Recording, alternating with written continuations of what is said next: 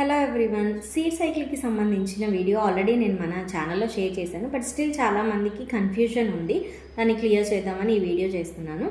So periods ఎవరికైతే ఇర్రెగ్యులర్గా ఉంటున్నారో, like 3 months 6 months వరకు కూడా ఎవరికైతే పీరియడ్స్ రావట్లేదో వాళ్ళు ఈ సీడ్ సైక్లింగ్ ప్రాసెస్ని ఒక 3 to 6 months పాటు రెగ్యులర్గా ఫాలో అవ్వండి. డెఫినెట్గా మీకు పీరియడ్స్ అనేవి రెగ్యులర్ అయిపోతాయి. సో ఈ ప్రాసెస్ని ఫాలో అవ్వడానికి మీకు pumpkin seeds, flax seeds, sunflower seeds and sesame seeds ఉంటే సరిపోతుంది.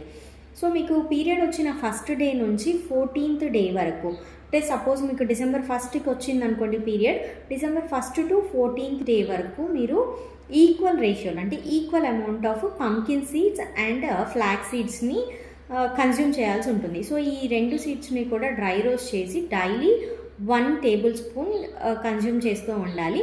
అండ్ పీరియడ్ వచ్చిన 15th డే నుంచి 28th డే వరకు సెసమీ సీడ్స్ అండ్ సన్ఫ్లవర్ సీడ్స్ని కూడా ఈక్వల్ రేషియోలో తీసుకొని డ్రై రోస్ట్ చేసి మిక్స్ చేసేసుకొని డైలీ తీసుకుంటూ ఉండడం వల్ల ఇలా ఒక 3 to 6 months పాటు రెగ్యులర్గా ఫాలో అవుతూ ఉంటే మీకు పీరియడ్స్ అనేవి రెగ్యులర్ అయిపోతాయి. మీ పీసీఓడి ప్రాబ్లం అనేది తగ్గిపోతుంది.